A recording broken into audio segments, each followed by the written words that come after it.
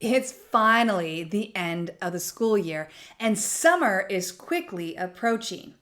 As a veteran teacher of over 20 years in the classroom, I've got a few tips and strategies that will help you maximize your summer vacation and allow you to recharge, reset, relax, and get ready for the next school year.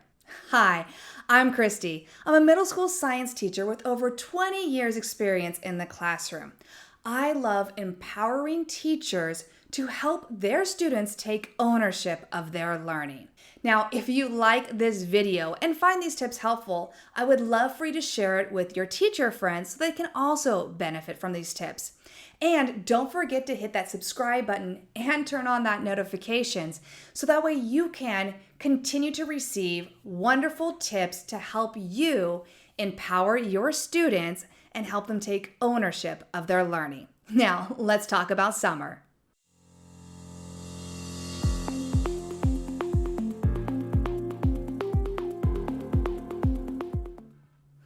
My first tip is for you to unplug for the first 2 weeks or more.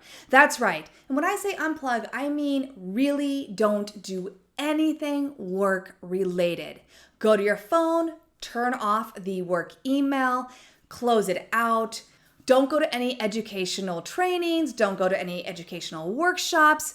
In fact, turn off all your social media or, silence them for anything that has to do with teacher-related social media. Looking at what other teachers are doing, turn off Pinterest, don't go to that, don't go to watch TikTok, don't go onto Instagram, turn it all off. That's right, completely unplug. And if you get a chance, go ahead and do a mini vacation, a staycation, even just getting a tent and going camping for a few nights, staying in a hotel nearby. Take time right now to fully disconnect from the education world. You are going to love all the extra relaxation it's going to provide you. This is a time to not think about the last school year. It's a time to not think about what went right and what went wrong. You'll have plenty of time for that. You need and you deserve to take a few weeks off at the very beginning of the vacation to just recharge, to fill your cup up again. So my tip number 1 is to completely unplug from education, from work, and just relax. That's right. Sleep in. Don't think about anything. Tip number 2.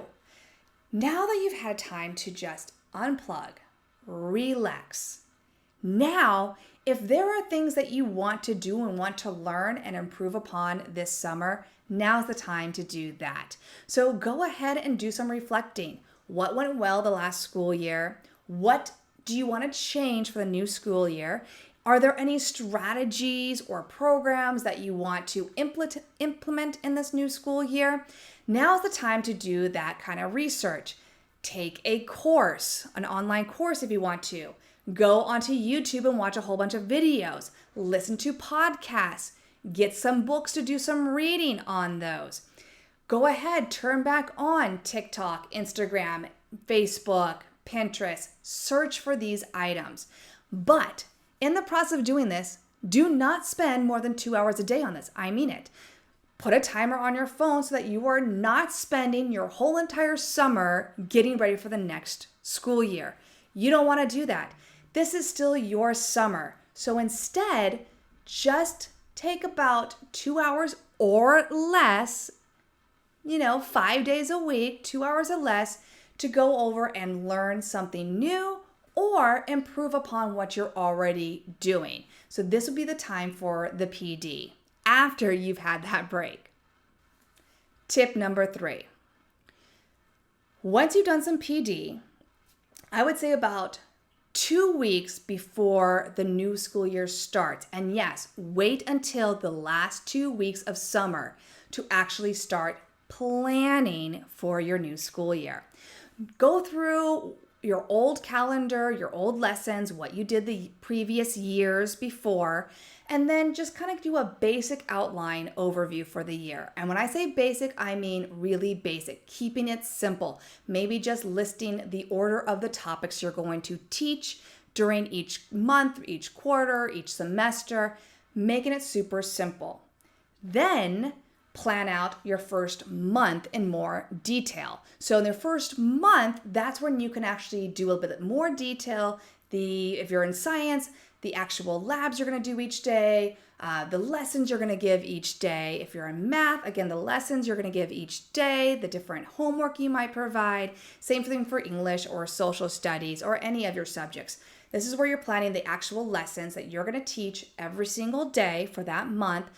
Possible homework you might provide the students or ideas that you're going to implement, put that in there then. And then for the first 2 weeks, you'll want to get all those materials together. So getting all your materials together for the first 2 weeks. If you're going to do labs, put the little kits together. If you're going to have handouts, print those out, go to your school, make all those copies, make everything for the first 2 weeks so it's all ready to go when you actually do head back into your classroom. So you're doing this, again, you're doing this 2 weeks before you actually have to be back at school. This is when you're going to spend the time planning, because this is also when, if you have chosen to implement something new or to expand on a strategy you're already doing, it's fresh in your mind, so that way you can now put it into your new calendar. So that's tip number 3.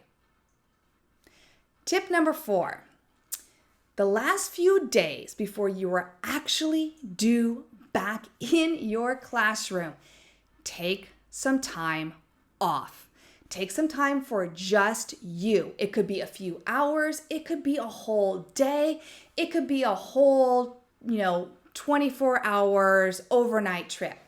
You can go to the spa, get your nails done, maybe go to the beach and just relax. This is time to spend not doing anything school related. This is for you to just take time, your last precious moments, right, before the new school year, to just settle yourself, ground yourself, and prepare yourself mentally, emotionally, physically for the upcoming school year. So take this time for yourself. You could even just get a hotel, maybe by the beach, by a lake, somewhere, or just a hotel with a nice pool, and just enjoy the pool, right? This is time for you to spend for yourself. No work at all. Do not do anything work related for this time. This is for you. So that's tip number 4. And tip number 5, bring more joy into your life.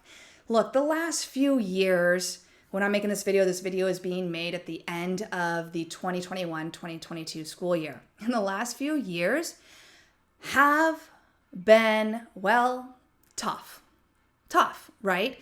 It has been very stressful. So with stress, sometimes we lose our joy of life. Bring more joy and happiness into your summer. Do fun things. Do things that are silly, that make you laugh, that make you enjoy life. Bring more of that. Have a lot more days of just enjoying life in general, having fun. Spend time with loved ones. Enjoy the sunshine. Get out of your house, get out of your area, and just enjoy being outside again. Go into nature, go to the beach, go to the forest, just take some walks. Do things that are fun. Go bowling, go miniature golfing, go go-kart racing, go horseback riding. Do something that you love, that you enjoy. That means going to movies, binge watch your shows. But just do something that's going to bring you more happiness and joy in your life this summer. Because let's all face it, we could all use a little bit more joy and happiness in our lives. So that's my tip number 5. So let's recap. Tip 1, do not do anything for the first 2 weeks of summer. Just unplug, no work whatsoever. Get out if you can, and just take time to relax and recharge. Tip 2, go ahead. Once you've taken that time to recharge, now's the time to read those books, watch those YouTube shows, listen to those podcasts, take an online course, do some PD of your that you want to do. Not that you're told to do, but what do you want to do? How do you want to improve for this next school year? What are some things that you want to implement in your classroom? Tip 3, go ahead and prepare for the next school year. Get it ready.